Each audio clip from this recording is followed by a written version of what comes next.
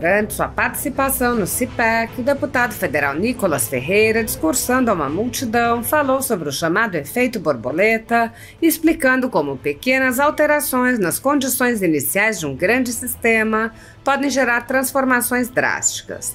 O deputado trouxe vários exemplos de efeitos positivos que surgem de circunstâncias adversas e apontou que o propósito não diz respeito à sua imagem, mas ao seu legado. Ele explicou: um legado que vai alcançar pessoas que você nem imagina, isso sim é um efeito borboleta. O deputado expôs que durante momentos de sacrifício, sempre há quem aponte como loucura a perseverança no propósito e ironizou: ninguém lembra dos que criticaram João Batista. Nicolas apontou como exemplo de efeito borboleta na política o ex-presidente Jair Bolsonaro. Mostrando uma fotografia da infância de Bolsonaro, ele perguntou: nesse dia, o senhor sabia que se tornaria o presidente da República? O deputado afirmou: todas as decisões que ele tomou culminaram para ele cumprir o seu propósito. Nicolas disse: quando ele decidiu ser quem ele era, ele tomou o rumo do propósito dele. Ele mostrou um vídeo do momento em que Bolsonaro, em 2014, anunciou que concorreria à presidência e, em seguida, mostrou vídeos do que chamou de exemplos do que o Brasil perderia caso Bolsonaro tivesse dito não. Bolsonaro se emocionou e chorou com a homenagem. Nicolas Ferreira afirmou: eu tenho 3 opções para presidente em 2026. Primeiro, Jair. Segundo, Messias. E terceiro, Bolsonaro. Ele apontou que Bolsonaro, ao decidir se candidatar, deu um passo, disse sim para um propósito e mudou a história do país. O deputado lembrou que há um monte de gente que sofre todos os dias por um propósito maior e disse: em momentos de tristeza, há um nome muito maior que nos dá força, que é Jesus. O deputado pediu uma reflexão sobre as ações que estão sendo tomadas hoje e quais são os efeitos que podem advir de cada uma dessas decisões. Brincando com as tias do Zap, ele pediu às pessoas que mantenham seus propósitos e sua autenticidade. Ele disse: o que nós fazemos na vida ecoa na eternidade. O Brasil do futuro existe, mas depende de nós agora. A ditadura da toga segue firme. O Brasil tem hoje presos políticos, tribunais de exceção e jornais, parlamentares e influenciadores censurados.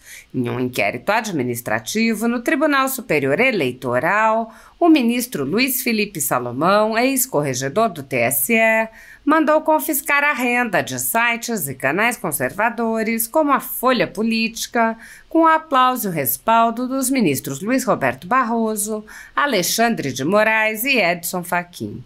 Todos os rendimentos de mais de 20 meses de trabalho do jornal estão sendo retidos sem justificativa jurídica. Anteriormente, a Folha Política teve sua sede invadida e todos os seus equipamentos apreendidos a mando do ministro Alexandre de Moraes.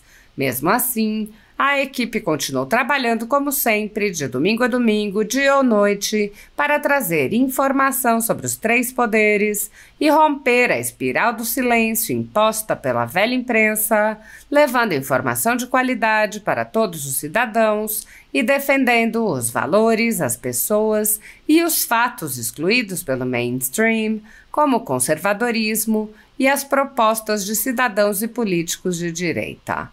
Se você apoia o trabalho da Folha Política e pode ajudar a manter sua estrutura, cumprir seus compromissos financeiros e pagar seus colaboradores, doe qualquer valor à empresa Raposo Fernandes por meio do Pix, cujo QR Code está visível na tela, ou por meio do código ajude@folhapolitica.org. Caso não utilize Pix, há a opção de transferência bancária para a conta da empresa Raposo Fernandes, disponível na descrição deste vídeo e no comentário fixado no topo. Há mais de 10 anos, a Folha Política vem mostrando fatos da política brasileira, cobrindo eventos dos 3 poderes e dando voz a pessoas que o cartel midiático do país não quer mostrar. Pix ajude@folhapolitica.org. Assista. Todas as outras. O Nicolas ele vai passar por como se fosse uma banca de graduação, pessoal. Ele não vai só falar para vocês, vão ter jurados ali julgando, e é um pessoal de peso. Então, para acompanhar aqui, no júri da palestra do nosso deputado Nicolas, eu quero chamar primeiramente, tenho a honra e a satisfação de chamar para compor aqui e sentar e tomar um assento, o governador de Santa Catarina como anfitrião desse grande evento, Jorginho Melo. Por favor, seja muito bem-vindo, com uma salva de palmas do nosso público. Pode tomar assim, o Bolsonaro pediu para alguém botar uma cadeira e deixar o centro sentar aqui em cima. Ah, ok. É isso aí. E o nível só tá subindo, é isso aí, pessoal. Compondo essa pequena bancada de jurados aqui, eu quero chamar ele, que tem feito um excelente trabalho à frente do estado de São Paulo, governador Tarcísio Freitas. Seja muito bem-vindo, junto-se a nós, governador.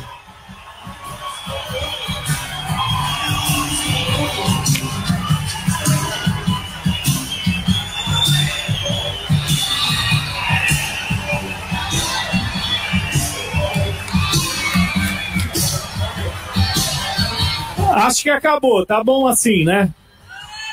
Não? Tem 4 cadeiras, um vai ficar em pé que vai falar, tem 4 cadeiras, acho que caberia mais um casal aqui, né? O que vocês acham? Então, é isso mesmo, vocês já sabem, não vou fazer drama. Com vocês, o melhor presidente da história desse país, Jair Bolsonaro, e a sua esposa, a nossa eterna primeira-dama, Michele Bolsonaro. Sejam muito bem-vindos e ovacionados aqui pelo nosso público.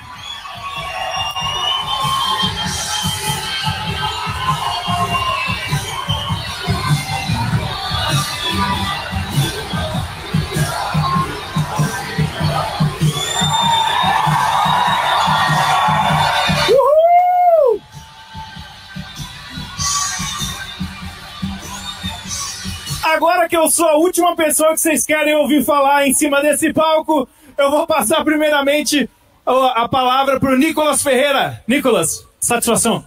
Valeu. Boa noite. Vocês estão muito fracos. Quer ver como é que anima? Quem que é o Bolsonaro em 2026 de novo? Dá um grito aí. Quem que é o Lula de volta na cadeia? Dá um grito aí. E eu achando que a bancada do meu TCC foi a mais difícil que eu já enfrentei. Isso aqui tá igual The Voice. Vira aí, bate. Pessoal, hoje eu tô aqui, e pode por gentileza colocar o slide. Eu tô aqui para poder falar algo com vocês. O pessoal tá pedindo para sentar. Eu vou falar aqui alguns minutinhos. Pode se sentar, pode ficar à vontade. Show, show. Pode ficar à vontade. Evento de direito é organizado, é ordenado. Não tem falta de educação, pelo contrário. A gente tá aqui não para pegar para convertido, né? Porque todo mundo aqui já vota no Bolsonaro, certo? Então pronto. Todo mundo aqui já concorda com todo mundo. Eu quero, por gentileza, mais uma vez pedir para colocar a palestra aqui no telão, por gentileza. Gente, o Bolsonaro ama vocês, mas vamos dar um tempo pra gente... Chama o safe. Ah, tá. Eu gostaria, então, chegou aqui ao meu ouvido aqui agora, só um minutinho, para chamar o senador por esse estado, senador Jorge Safe. Entre aí, por gentileza.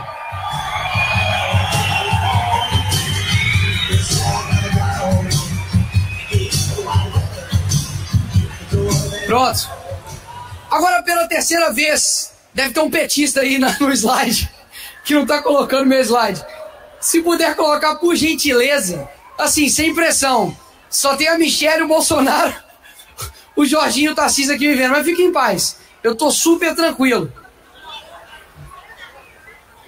Quê? Não tá indo, pô. Quem tiver aí, coloca por gentileza, tá aqui, ó, tô vendo, ó. Clica no 1, isso, é o primeiro número da... Clica aí, ó, 1, tá escrito 1. Isso aí, começou a mexer. Aí agora joga lá, por gentileza. Isso. Agora pega aqui e joga lá. Aí. E vocês estão bem? Sim, frio, né? Frio. Pois é, graças a Deus. Essas horas, assim, eu particularmente, eu nunca enfrentei isso. Eu não sei o que eu faço. Sabe?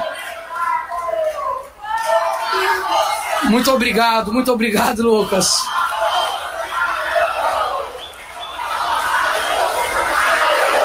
Ai, ai.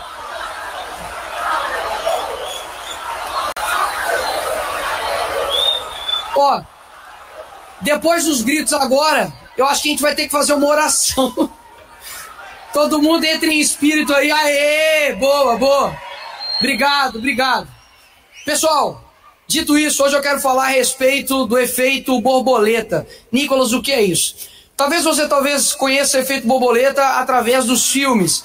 O efeito borboleta basicamente conta uma história fictícia de um homem que escreve nos diários todos os acontecimentos dele, da sua vida, e depois chega a determinado momento da sua vida que quando ele lê, ele volta para o tempo que ele está lendo. E basicamente quando ele volta, ele toma algumas decisões diferentes e isso impacta no seu futuro. E isso vai acontecendo durante o tempo, ele vai mudando o futuro dele conforme ele vai mudando o passado. E hoje eu quero aqui falar do efeito borboleta, que muitos também podem conhecer como da lagarta, né? Que vem uma lagarta, depois vem o casulo e depois vem o quê? Vem a borboleta. Opa, não, essa daí não. A borboleta não, pô. É outra borboleta, pronto. Outra borboleta, calma. Teve um erro aí agora. E a borboleta. Talvez vocês conheçam este efeito borboleta, mas não é desse efeito borboleta que eu estou querendo dizer. O efeito borboleta que eu estou querendo dizer é o que foi descoberto em 1960 pelo Edward Lorenz. E ele diz o seguinte, presta atenção, quem falar agora é petista. Diz o seguinte, de que análise de como pequenas alterações nas condições iniciais de grandes sistemas podem gerar transformações drásticas. Ele era um matemático e um meteorologista. E ele viu o seguinte, olha, vou fazer aqui uma suposição de um clima e vou alterar alguns decimais, para baixo ou para menos. Será que isso vai dar algum efeito? E ele via que isso mudava absolutamente tudo lá na frente nos padrões climáticos. Ou seja, pequenas alterações nas condições iniciais de um grande sistema pode gerar transformações drásticas. E aqui eu quero passar algumas desses exemplos de que mudanças pequenas no rumo da história de alguém fez grandes diferenças. O primeiro diz respeito na era do futebol, por exemplo. Na época, o Real Madrid, ele estava com uma estrela que era o Beckham, e nisso o Barcelona queria contratar o Beckham. Mas aí o Manchester, né, tinha o Beckham, e aí o Barcelona queria contratar o Beckham. E aí o que ele fez? Ele não conseguiu, o Real Madrid foi lá e deu um chapéu e trouxe o Beckham para o Real Madrid. O Ronaldinho iria para o Manchester, só que o Ronaldinho agora era a segunda opção do Barcelona. E aí o Ronaldinho foi parar no Barcelona. E o Manchester, que ficou ali sem ninguém, acabou indo atrás de um garoto promissor na época, não sei se vocês conhecem, que chama-se Cristiano Ronaldo. Ou seja, se não fosse o chapéu que o Real Madrid deu no Barcelona, a gente teria David Beckham no Barcelona, a gente teria Ronaldinho Gaúcho no Manchester e a gente provavelmente teria Cristiano Ronaldo no Arsenal, né? Ou seja, pequenas mudanças fizeram tudo mudar. Talvez o Ronaldinho Gaúcho não seria 2 vezes melhor do mundo. Talvez o Cristiano Ronaldo, 6 ou 7 bolas do mundo que ele tem de melhor, né, do mundo, 6, né?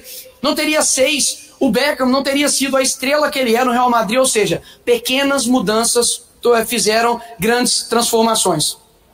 O segundo exemplo que eu quero dar de efeito borboleta aconteceu em um caso de um homem que foi dormir, só que a mãe dele ligou para ele. A mãe dele liga para ele, começa a trocar ideia com ele, ele muito cansado, tinha uma reunião no outro dia, e ele falou, quer saber, vou cancelar essa reunião. Acordou no outro dia, com preguiça, e falou, olha, realmente não vou assistir Simpsons.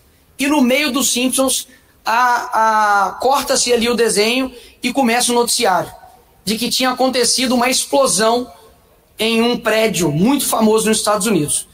O dia anterior era 10 de setembro, era 8 de setembro.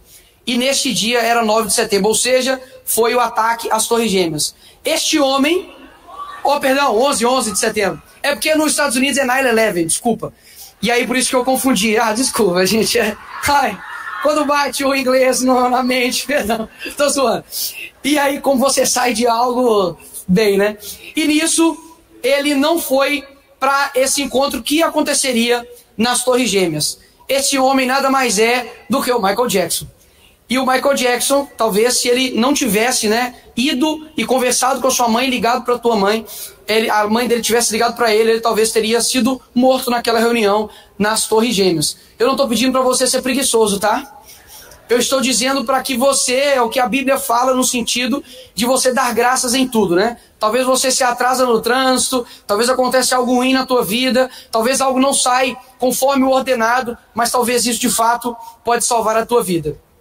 O outro exemplo que eu quero dar de efeito borboleta está na Bíblia. Na Bíblia não, perdão, eles trocaram o slide. É do William Wilberforce.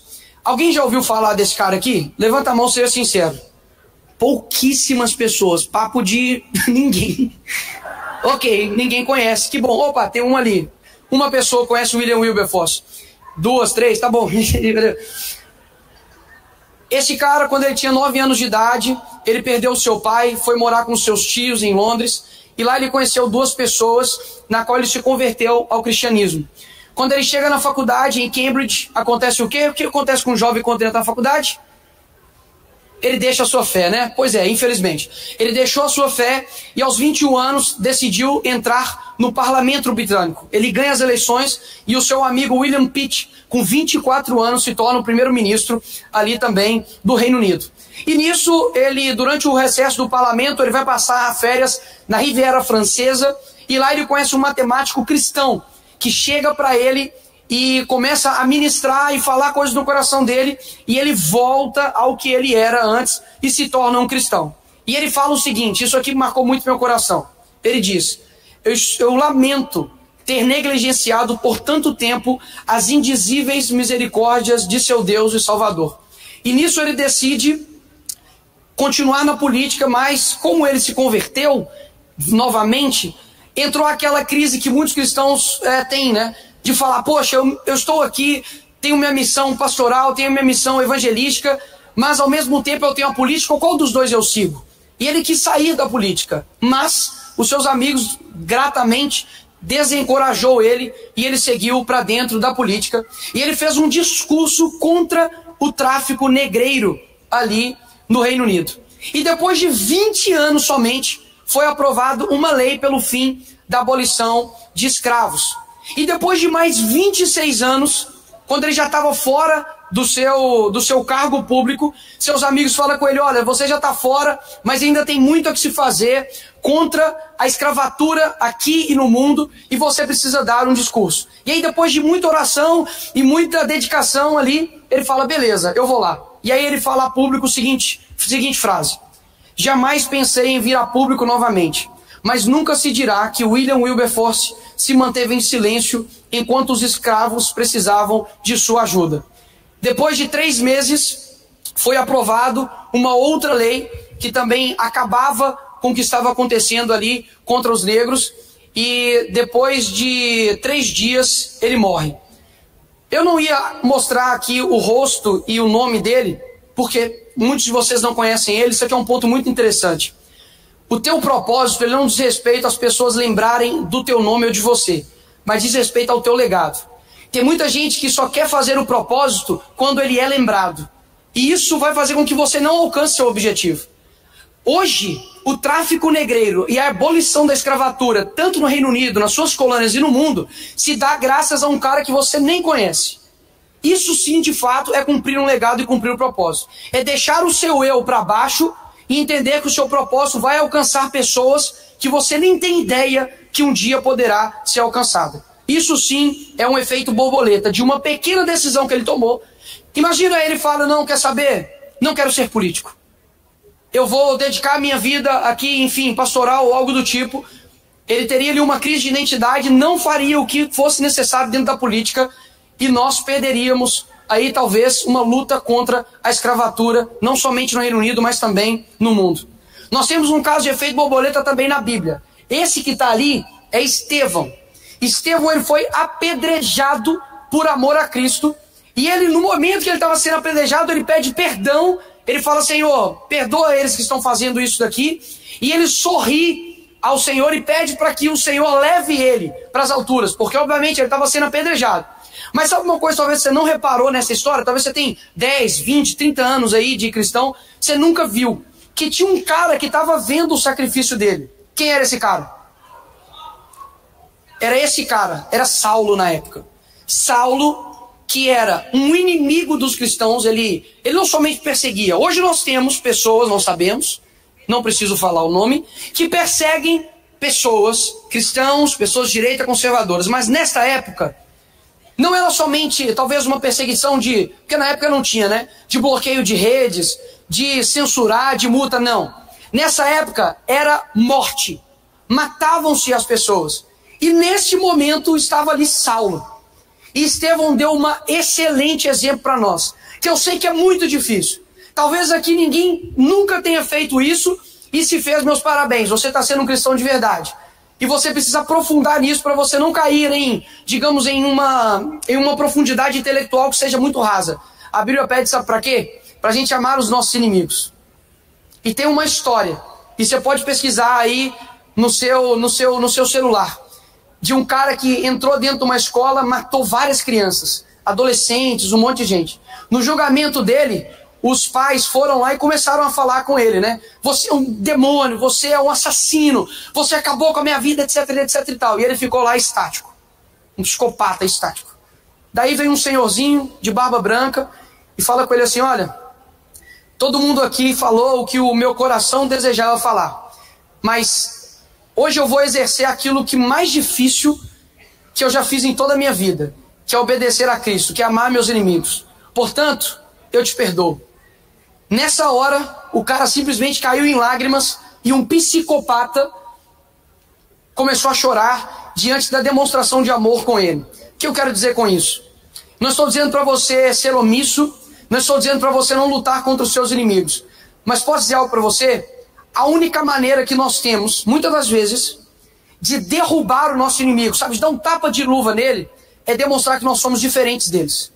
Quantas vezes, isso aqui eu não vou falar quem, com quem, quando, onde, mas quantas vezes eu já tive a oportunidade de, dentro do meu coração, eu querer acabar com aquela pessoa no privado, falar com ela: olha, você está fazendo isso, isso, isso, isso e aquilo. E na verdade o meu coração estava querendo dizer isso, mas algo que está dentro de mim, que na verdade é a parte boa que eu tenho, porque nós não somos bons. Eu acredito que a parte boa em mim, você acreditando ou não, é o Espírito Santo. E nisso, quando eu comecei a falar, eu falei: cara, esse cara precisa de algo que ele não tem, por isso que ele é assim. E comecei a falar de Jesus para ele. Posso falar algo para vocês? O nosso sacrifício, no momento quando nós estamos exercendo ele, talvez vai parecer loucura. João Batista, ele perdeu a cabeça porque ele estava falando mal e estava denunciando o rei Herodes na época. Foi por questões políticas. A mulher dele pediu a cabeça dele na bandeja. E ele morreu. Eu tenho certeza que na época alguém falou assim: João Batista, pega leve, você vai ser preso. João Batista, segura, você vai ser morto. João Batista, moderação e prudência, João Batista. Né? Coloca um sapatênis e, sabe, seja moderado, né? Seja direita limpinha. Você é muito extremista, João Batista. Sabe o que aconteceu?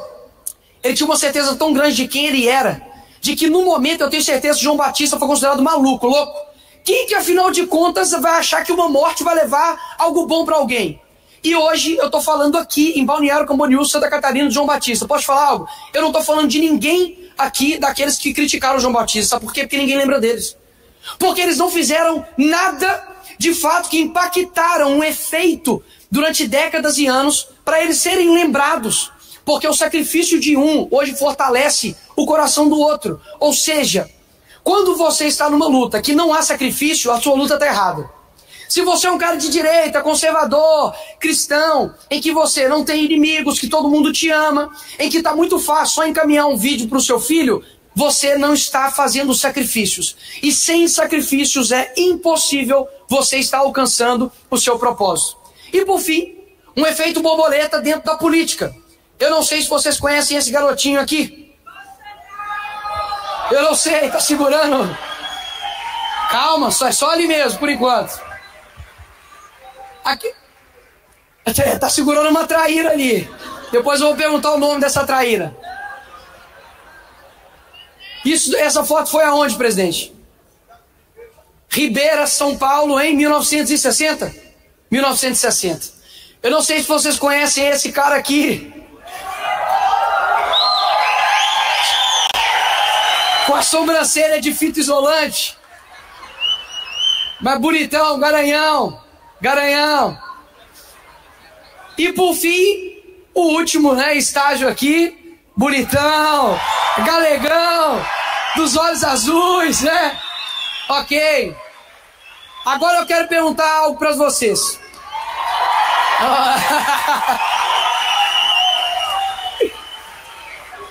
Agora eu quero perguntar algo para vocês. Segurem. Esse garoto que tá aqui. Esse garoto aqui, presidente. Não sei o que você estava pensando naquela hora. Não sei. Era teu pai que estava do lado, né? Seu Geraldo estava do seu lado. Nesse dia, o senhor imaginou que o senhor se tornaria presidente da República? Seja sincero. Não. Todas as decisões do Bolsonaro, desde a época em que ele era do tamanho de um peixe, que ele era do meu tamanho, desde essa época, todas as decisões que ele tomou, culminou, bem ou mal, para ele cumprir o seu propósito. Todas. O dia talvez que... Não, ele não acorda tarde, né? E nem atrasado. No dia em que ele decidiu ir para uma padaria e não a outra. No dia que ele decidiu ser um pouco mais, digamos, a essência dele, né? Vocês entenderam, né?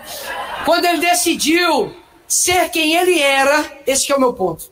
Quando ele decidiu ser quem ele era, o propósito, ele estava no rumo do propósito dele. Só que em 2014, se ele não tivesse feito o que ele fez, talvez ele não estaria aqui hoje. E eu quero mostrar para vocês um vídeo. Pode dar play aí.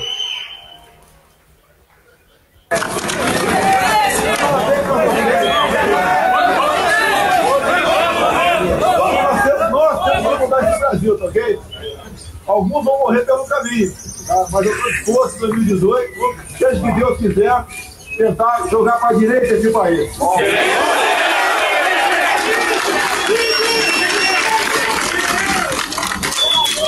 O nosso compromisso da vida pela pátria, ok?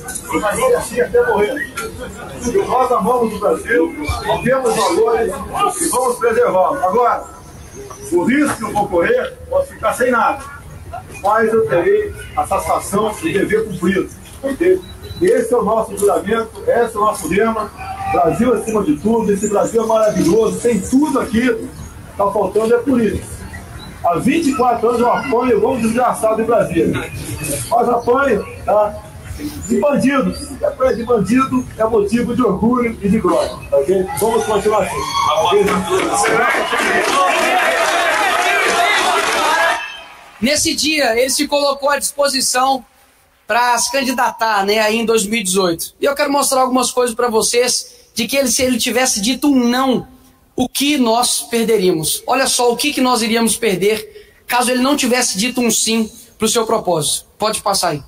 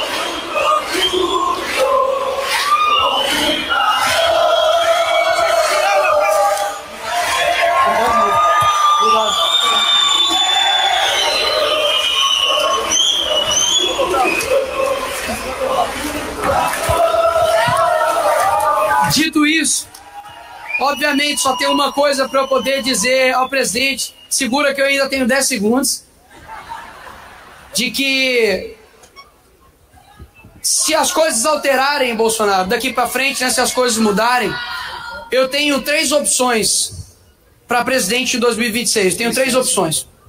Primeiro, Jair. Segundo, Messias. E terceiro, Bolsonaro.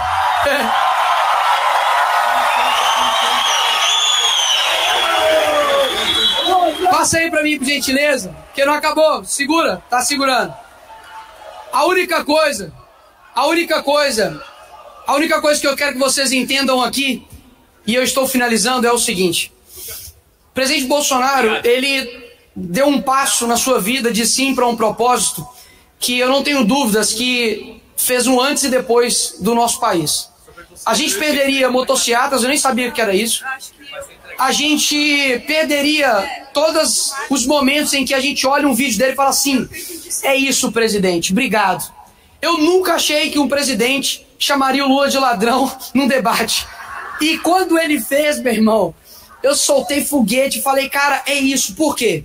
Porque ele sabia quem ele era. E por fim, tem uma pessoa que não só mudou o Brasil, né? Ele dividiu o mundo antes e depois dele. Ele veio aqui, ele morreu, ele ressuscitou no 3º dia. E depois disso, ele se tornou a pessoa mais influente do mundo. Ele é o autor, né, mais lido do mundo. Ele é a imagem mais popular do mundo. E essa pessoa, ela fez um sacrifício gigantesco. E sem ela nós não teríamos vida, sem ela nós não teríamos propósito. E eu quero aqui rapidamente contar algo para poder elucidar que sem esse daqui que está na tela, nós absolutamente não seríamos ninguém.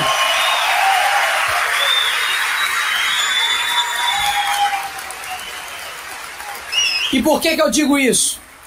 Porque de tudo o que está acontecendo hoje no nosso país, eu não tenho dúvidas que o presidente quase morreu, né, com uma facada. Nós temos aqui diversos representantes, né, Tarcísio, Jorginho, Michele, outros diversos deputados, né, amigos, colegas, Eduardo Bolsonaro, Júlia Zanata, Gil, Lucas, enfim, um monte de gente que sofre todos os dias por um propósito maior. Mas posso dizer algo para vocês?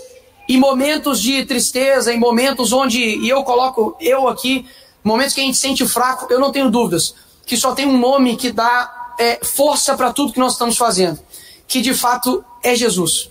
E eu quero dizer algo aqui para vocês, e finalizando mesmo, que da mesma forma como existe uma árvore genealógica, onde você tem os seus pais, os filhos, os netos, eu quero que você tire agora como se um dos seus avós não existisse.